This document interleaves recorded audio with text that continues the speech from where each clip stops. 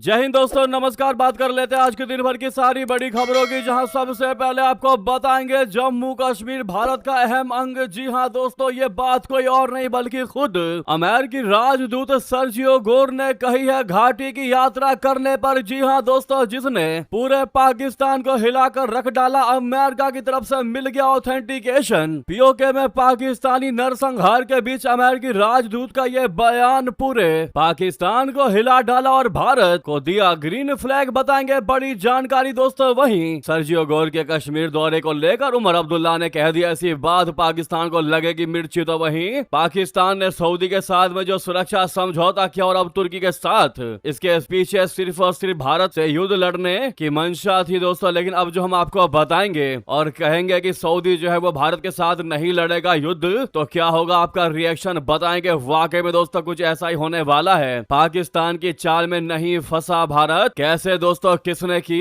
इस बात का खुलासा किसने भारत की जमकर तारी। बेहतरीन से बेहतरीन अपडेट आपको बताएंगे। कैसे गंगा के पानी पर बांग्लादेश की है नजर, यूनाइटेड नेशन में उठाएगा मुद्दा, गारंटी क्लॉज से प्रेशर बनाने की है तैयारी। एक से एक बेहतरीन अपडेट आपको बताएंगे। बस आप वीडियो के अंत तक बने रहिएगा। और खबरों में आगे बढ़ने से पहले देश भारत के संप्रभुता अखंडता का पुरजोर समर्थन करते हैं और मानते हैं कि पूरा का पूरा कश्मीर भारत का अभिन्न हिस्सा था, है और रहेगा। तो इस वीडियो को लाइक करके, चैनल को सब्सक्राइब करके, बेल आइकन दबा के कमेंट में जय हिंद कह दीजिएगा। तो दोस्तों अब बात करते हैं पहली सबसे बड़ी खबर की, जहां भारत में अमेरिकी राजदूत सर्जियो गोर जम्मू कश्मीर की यात्रा पर हैं। बुधवार को जम्मू कश्मीर के मुख्यमंत्री उमर अब्दुल्ला से मुलाकात के बाद उन्होंने मीडिया से बातचीत में कहा कि जम्मू कश्मीर भारत का अहम अंग है। गोर ने कहा कि उन्हें कश्मीर आकर काफी खुशी हुई है। सर्जियो गोर ने कहा कि वो पहली बार जम्मू कश्मीर आए हैं और इस जगह को देखकर काफी उत्साहित हैं। उन्होंने उमर अब्दुल्ला के साथ हुई मुलाकात को बेहद ही अच्छा बताया। अमेरिकी राजदूत ने कहा कि दोनों पक्षों के बीच सकारात्मक बातचीत हुई और अमेरिका भारत के साथ अपने रिश्तों को आगे बढ़ाने के लिए उत्सुक है। अमेरिकी राजदूत सर्जियो गोर का यह बयान ऐसे समय में सामने आया है जब पीओके में पाकिस्तानी सेना जो है वो आम नागरिकों का नरसंहार कर रही है। कई निर्दोष नागरिकों को मौत के घाट उतारा जा चुका है। साथ ही जरूरी सामानों पर भी रोक लगा दी गई है। वहां की जनता अंतर्राष्ट्रीय समुदाय से मदद की गुहार लगा रही है। वहीं जम्मू कश्मीर के मुख्यमंत्री उमर अब्दुल्ला ने सर्जियो गोर से मुलाकात के बाद कहा कि ये एक बहुत अच्छी बैठक थी। हमें दोनों देशों के बीच संबंधों पर चर्चा करने का मौका मिला, जिसमें खास तौर पर इस बात पर ध्यान दिया गया कि अमेरिका जम्मू कश्मीर के लिए क्या कर सकता है। जाहिर है कुछ पुराने मुद्दे हैं जिन्हें हम समय के साथ सुलझाने की कोशिश करेंगे, लेकिन हम इस बातचीत को आगे बढ़ाने के लिए उत्सुक हैं। अब्दुल्ला ने कहा कि हमें पूरी उम्मीद है कि आने वाले सालों में अमेरिका और जम्मू कश्मीर के बीच जुड़ाव और गहरा और व्यापक होगा। जी हाँ, अमेरिकी राजदूत सर्जियो गोर का जम्मू कश्मीर दौरा इससे पहले 2020 में हुआ था। तब वो विदेशी दूतों के 15 सदस्यीय आधिकारिक प्रतिनिधिमंडल का हिस्सा थे। इस प्रतिनिधिमंडल को भारत सरकार अगस्त 2019 में अनुच्छेद 370 और 35A को हटाने के बाद जमीनी हालात का जायजा लेने के लिए श्रीनगर लेकर आई थी। उन्होंने स्थानीय अधिकारियों, नागरिक समाज के सदस्यों और सेना के अधिकारियों से बातचीत की थी। आपको बता दें कि उमर अब्दुल्ला ने ऐसी बातें कही हैं दोस्तों सर्जियो गोर के कश्मीर दौरे पर कि पाकिस्तान को तो तगड़ी मिर्ची लगनी तय मानी जा रही है। सर्जियो गोर श्रीनगर में ही रात्रि विश्राम करेंगे। सर्जियो गोर के कश्मीर दौरे पर श्रीनगर पहुंचने से पहले ही उमर अब्दुल्ला ने कहा कि बहुत ही लंबे अरसे बाद किसी अमेरिकी राजदूत का यह जम्मू कश्मीर दौरा है। उन्होंने कहा है कि वो हमारी बात सुनने आ रहे हैं। मैं उनकी बात अधिक सुनना पसंद करूंगा। उमर अब्दुल्ला ने सर्जियो गोर के सामने आंतरिक मामले न उठाने की बात कही और जोड़ा कि जम्मू कश्मीर के मुद्दों का समाधान वॉशिंगटन से नहीं आएगा। हमारी समस्याओं का समाधान हमारे ही देश को करना है। उन्होंने स्पष्ट किया कि वो अमेरिकी राजदूत के साथ बैठक में जम्मू कश्मीर की आंतरिक समस्याओं का मुद्दा नहीं उठाएंगे। उमर अब्दुल्ला ने स्पष्ट कहा कि हमारी समस्याओं का उनसे कोई खास लेना देना नहीं है और ना ही मेरी ये आदत रही है कि अपनी समस्याएं किसी दूसरे देश के राजदूत से कहें। उन्होंने कहा कि यह बहुत गलत बात होगी कि मैं अपने देश की शिकायत करूं और दूसरे देश के राजदूत से करूं। हाँ, लेकिन मैं जम्मू कश्मीर और उसके हालात के बारे में उनसे बात अवश्य करूंगा। ना शिकायत करूंगा और ना ही उन शिकवों का हल उनसे हासिल करने की कोशिश करूंगा। वहीं पूर्व मुख्यमंत्री महबूबा मुफ्ती ने सर्जियो गोर के दौरे को लेकर कहा है कि वो कम से कम इतना तो कर ही सकते हैं कि कश्मीर यात्रा ना करने के लिए जारी उच्चतम स्तर की ट्रेवल एडवाइजरी की समीक्षा कर वापस ले लें। ऐसे में दोस्तों सर्जियो गोर के श्रीनगर पहुंचने से ठीक पहले उमर अब्दुल्ला का ये बयान पाकिस्तान और चीन के लिए स्पष्ट संदेश के रूप में देखा जा रहा है। पाकिस्तान ने पिछले कुछ वर्षों में कश्मीर को लेकर अमेरिका को बरगलाने की जो कवायदे की हैं, अब उमर अब्दुल्ला के बयान से पाकिस्तानी प्रोपेगेंडा का बुलबुला फूट गया है दोस्तों। यानी भारत ने एक तरीके से क्लियर कह दिया है अमेरिका से कि कश्मीर का जो मामला है उसमें किसी तीसरे देश को नहीं पड़ना है, चाहे वो अमेरिका हो या कोई भी देश क्यों ना हो। हम ना अपनी दिक्कत आपको बताएंगे, ना ही आपकी दलीलें इस बात पर, इस मुद्दे पर, इस क्षेत्र पर सुनेंगे। यानी साफ कह दिया कि कल को अगर पाकिस्तान की बात में तुम आ भी जाते हो, यानी अमेरिका अगर पाकिस्तान की बात में आ भी जाता है तो भलाई इसी में होगी कि अमेरिका अपनी बात अपने तक ही रखे, कश्मीर के मुद्दे में टांग ना अड़ाए। जी हाँ दोस्तों, यानी आज दोनों बातें हो गई, जहां एक तरफ सर्जियो गोर ने क्लियर कह दिया कि जम्मू कश्मीर जो है वो भारत का अहम अंग है, और वहीं दूसरी तरफ उमर अब्दुल्ला ने अमेरिका को बता दिया कि कश्मीर के मुद्दे में हम किसी तीसरे देश को टांग नहीं अड़ाने देंगे। इन मुद्दों पर आपकी निजी राय क्या है दोस्तों? लेकिन सर्जियो गोर के इस बयान के बाद ऐसा लग रहा है कि ना तो शहबाज को और ना ही मुनीर को रातों में नींद आएगी। अब ये करवटें ही बदलते रह जाएंगे कि आखिर सर्जियो गोर ने ऐसा क्यों कहा। और सर्जियो गोर के बारे में आप जानते ही हैं दोस्तों, वो डोनाल्ड ट्रंप के कितने खास हैं, जो सीधे ट्रंप को कॉल लगा सकते हैं। बेशक उनका पद एक राजदूत का है, लेकिन वो ट्रंप के काफी करीबी हैं। ऐसे में उनका ये बयान पाकिस्तान की हालत खराब कर सकता है। क्या इस मुद्दे पर आपकी राय दोस्तों? अवश्य कमेंट कीजिएगा। लेकिन अगर आप भी मानते हैं कि पूरा जम्मू कश्मीर भारत का भी हिस्सा था, है और रहेगा, और हम जल्द पीओके क्षेत्र भी वापस लेकर रहेंगे, तो सामने लाइक का बटन अभी तक लाइक ही नहीं किया तो इस वीडियो को सबसे पहले लाइक करिएगा। 1 सेकंड भी नहीं लगना, लाइक करना मत भूलिएगा। वहीं आपको बता दें, सऊदी भारत संग नहीं लड़ेगा युद्ध, पाकिस्तानी चाल में नहीं फंसी दिल्ली। जी हां दोस्तों, ब्रिटिश एक्सपर्ट ने की जमकर तारीफ। बता दे पाकिस्तान सऊदी अरबिया और तुर्की के साथ मिलकर इस्लामिक नाटो बनाकर बहुत ज्यादा खुश है। पाकिस्तान को लग रहा है कि अब उसने सब कुछ पा लिया है, कल युद्ध होगा भी तो पाकिस्तान चैन की नींद सो पाएगा, क्योंकि पाकिस्तान के साथ साथ बाकी 2 देश भी पाकिस्तान के पक्ष में लड़ाई करेंगे। पाकिस्तान में इसका जश्न मनाया जा रहा है, लोग खुशियां बांट रहे हैं, सरकार काफी खुश है। मुनीर को लग रहा है कि उसने आसमान में तीर मार दिया है। पाकिस्तान में कहा यह जा रहा है कि अब अगर भारत पाकिस्तान पर अटैक करता है तो सऊदी अरबिया और तुर्की उसकी मदद करने के लिए आगे आएंगे। पाकिस्तान के इस दिन में देखे जा रहे सपने पर ब्रिटिश एक्सपोर्टर ने पानी डाल दिया, वही हम आपको बताने वाले हैं दोस्तों। ब्रिटेन के पूर्व मंत्री रोरी स्टीवर्ट ने इस मक्का रक्षा समझौते पर कहा है कि सऊदी अरब नहीं चाहता है कि वो भारत के साथ युद्ध में घसीटा जाए। वहीं ब्रिटिश विश्लेषक एलेस्टर कैंपबेल ने कहा कि इस समझौते के बाद पाकिस्तान भारत को फंसाना चाहता था ताकि वो तीखी प्रतिक्रिया दे, लेकिन ऐसा नहीं हुआ। भारत की प्रतिक्रिया बहुत ही नपी तुली रही। ब्रिटेन के चर्चित रणनीतिकार एलेस्टर कैंपबेल ने एक इंटरव्यू में कहा कि पाकिस्तान मक्का समझौते के बाद जो चाहता था उसे भारत सरकार ने नहीं दिया। मक्का रक्षा समझौते के बाद भारत की प्रतिक्रिया बहुत ही नपी तुली और संयमित थी,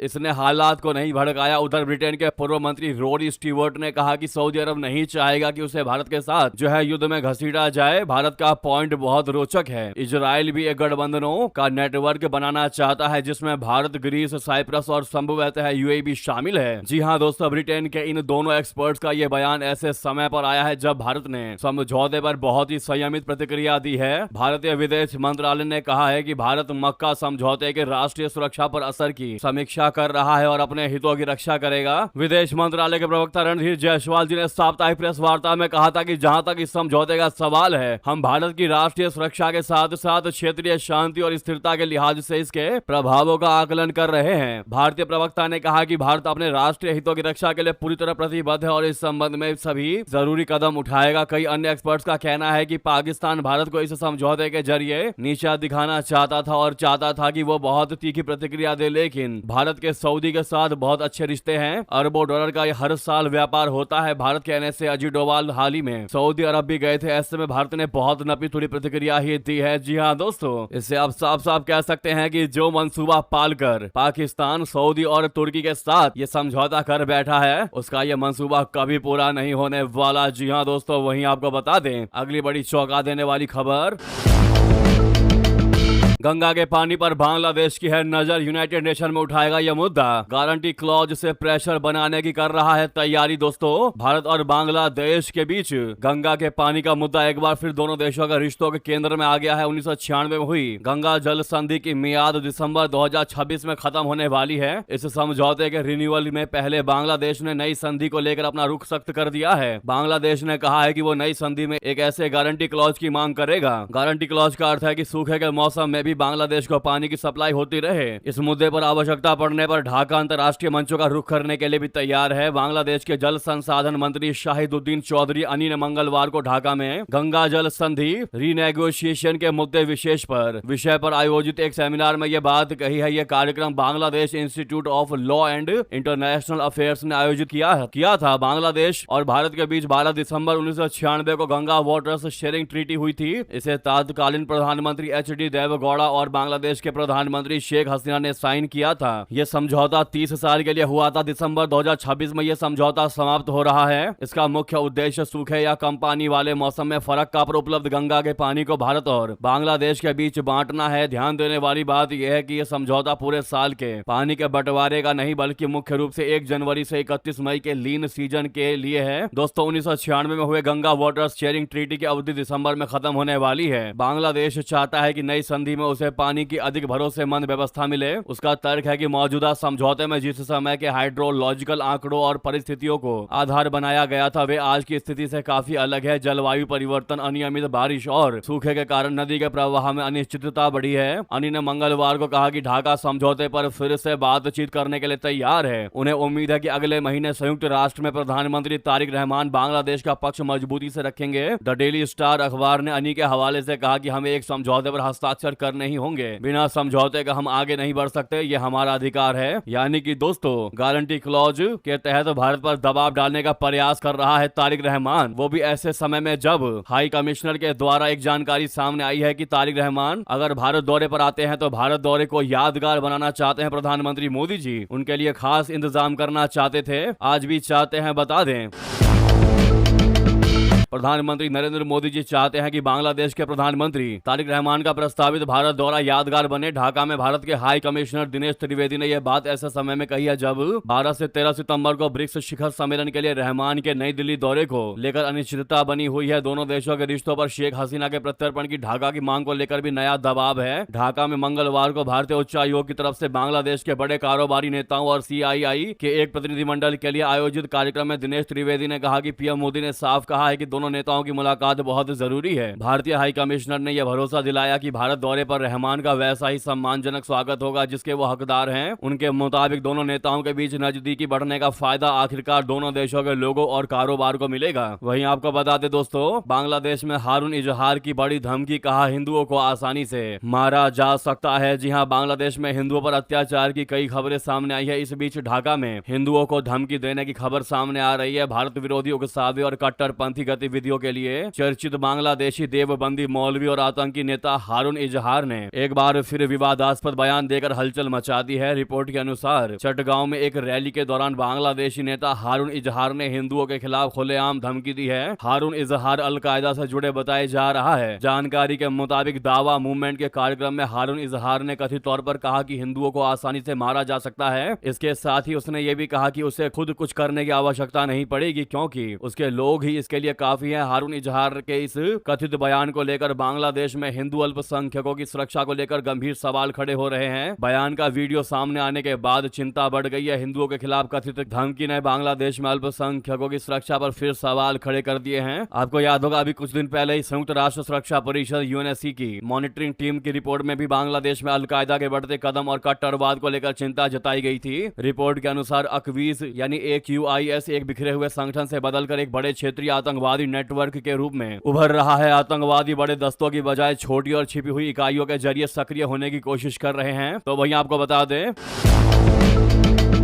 नहीं बाज आया आखिर पाकिस्तान, फिर बढ़ाया भारतीय विमानों पर एयर स्पेस बैन। 23 अगस्त से लागू होगा नया आदेश। जी हां, पाकिस्तान ने भारतीय विमानों के लिए अपने हवाई क्षेत्र के इस्तेमाल पर लगी रोक को 24 सितंबर तक बढ़ा दिया है। पाकिस्तान के हवाई अड्डा प्राधिकरण ने बुधवार को यह जानकारी दी। भारत और पाकिस्तान ने अप्रैल 2025 में पहलगाम आतंकवादी हमले के बाद एक दूसरे की विमानन सेवाओं के लिए हवाई क्षेत्र पर प्रतिबंध लगा दिए थे। पाकिस्तान हवाई अड्डा प्राधिकरण की ओर से जारी नोटिस टू एयरमैन यानी नोटम में कहा गया है कि भारतीय पंजीकरण वाले विमानों और भारतीय एयरलाइंस या ऑपरेटरों द्वारा संचालित या लीज पर लिए गए विमानों के लिए पाकिस्तान का हवाई क्षेत्र उपलब्ध नहीं है। यह फैसला मौजूदा प्रतिबंध की 23 अगस्त को समाप्त हो रही अवधि से पहले लिया गया है। नोटम के मुताबिक प्रतिबंध का विस्तार 23 अगस्त को सुबह 10:15 से प्रभावी होगा और 24 सितंबर को सुबह 4:59 तक लागू रहेगा। 2022 के पाकिस्तान नागरिक उड्डयन प्राधिकरण के एक दस्तावेज के मुताबिक देश के हवाई क्षेत्र को कराची और लाहौर 2 उड़ान सूचना क्षेत्रों FIR में बांटा गया है। यह प्रतिबंध दोनों FIR पर लागू होगा। आखिर पाकिस्तान की अकड़ ढीली होती दिखाई नहीं दे रही है। दोस्तों, क्या है इस पर आपकी राय? रिक्वेस्ट है जहां पर भी आपका ग्रुप हो व्हाट्सएप, फेसबुक, एक्स पर इस वीडियो को शेयर करना बिल्कुल मत भूलिएगा। लगे हाथों वीडियो को लाइक करके चैनल को सब्सक्राइब करके बेल आइकन दबा के कमेंट में जय हिंद अवश्य कह दीजिएगा। मिलते हैं आप अगली बड़ी खबर में। यहां तक बने रहने के लिए आप सभी का बहुत बहुत धन्यवाद, बहुत बहुत आभार। जय हिंद, जय भारत।